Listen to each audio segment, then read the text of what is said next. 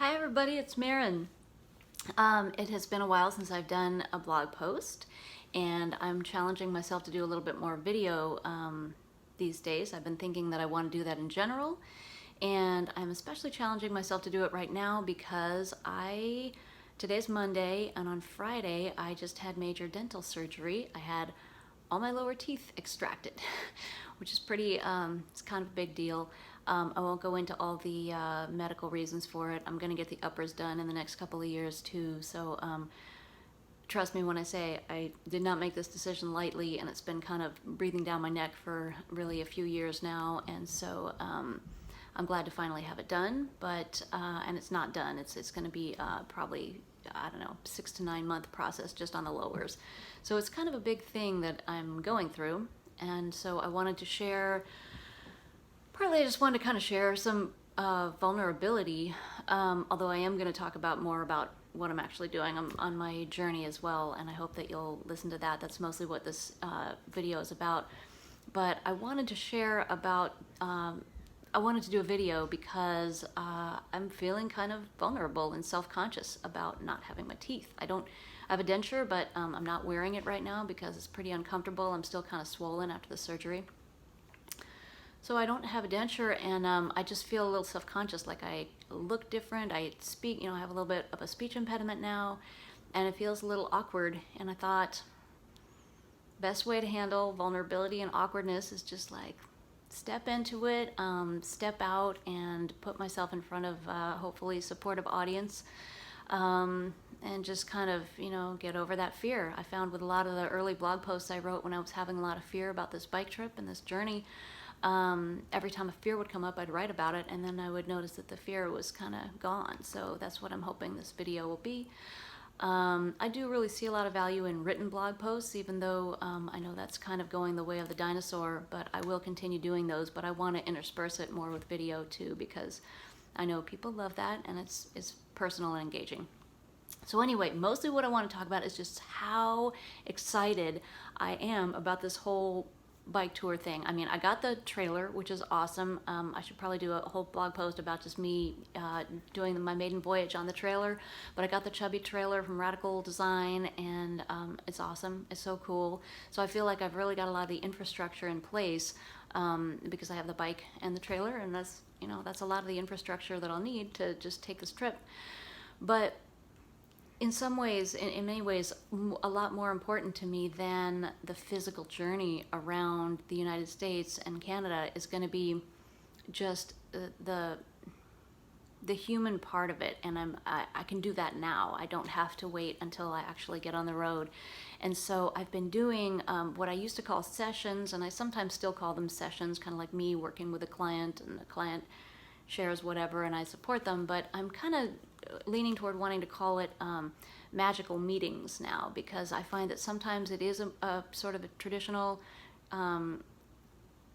client and practitioner kind of role, but it's in many of these it's more of a kind of a collaborative thing, and I just really my focus right now is talking to people who have cool ideas and projects for making the world a better place.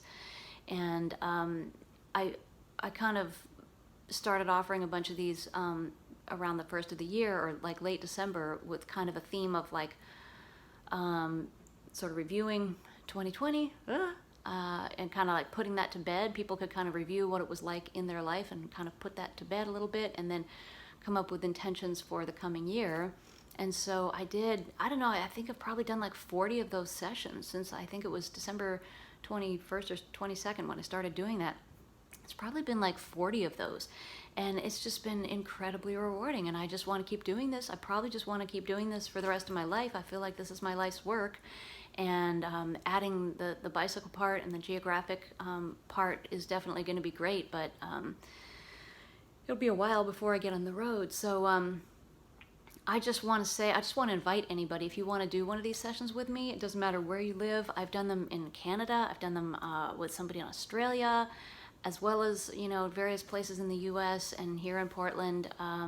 Geography is not a boundary. I would love to talk to people anywhere, because I really see this as a global thing that I'm working on.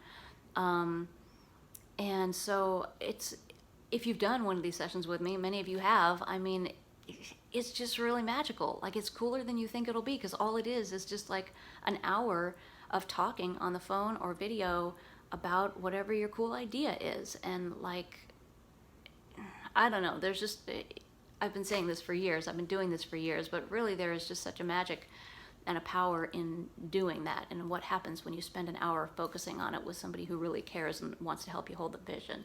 So if anybody wants to do one of those magical meetings, please let me know, and we'll set up a time to do it. I should probably do a future blog or video about some of the content. It's confidential, and you know, anything that you share is confidential unless it's like something that is a cool project that you want to work on. And in many cases, people are doing really cool things. So I can share some of that content in a future time, because I don't want to take up too much time here. But it's just, it's so powerful for me, because I feel like I'm kind of building.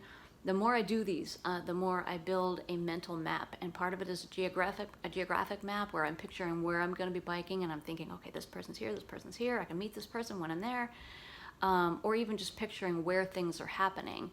I kind of have a geographic mind like that. My mind organizes things geographically like that.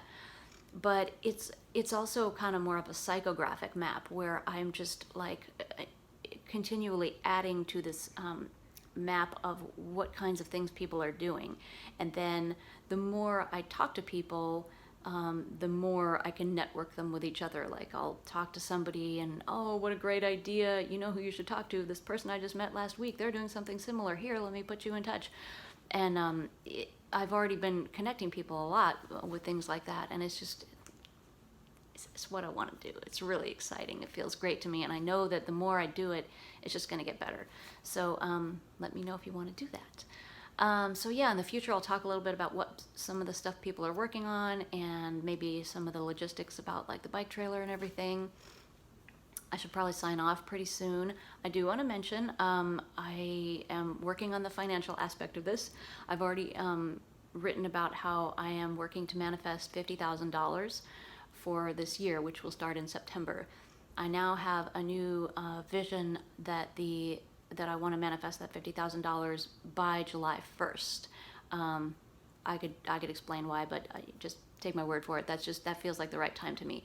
So I want to manifest that by July 1st, and if you want to help me in that way, no obligation whatsoever, but if you want, there are a few ways you can do it. I have a Patreon, so if you go to patreon.com/dreamintochange, you can sign up to make a monthly donation, $5 or $10, something like that. If you want to just kind of give a little bit each month to support, I would love that. If you want to make a one-time donation, you can PayPal it to me at Marin@dreamintochange.com.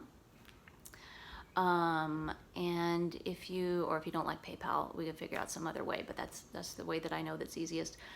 And then, as you may have read in an earlier post, I've got this idea of fairy godfunders, and I want to find one or more fairy godfunders to help me get to that 50,000 goal, because I think, you know, smaller donations are awesome, and they're very widespread, which I really like.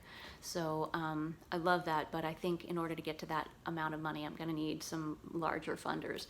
And to me, a fairy godfunder is somebody who is very financially comfortable.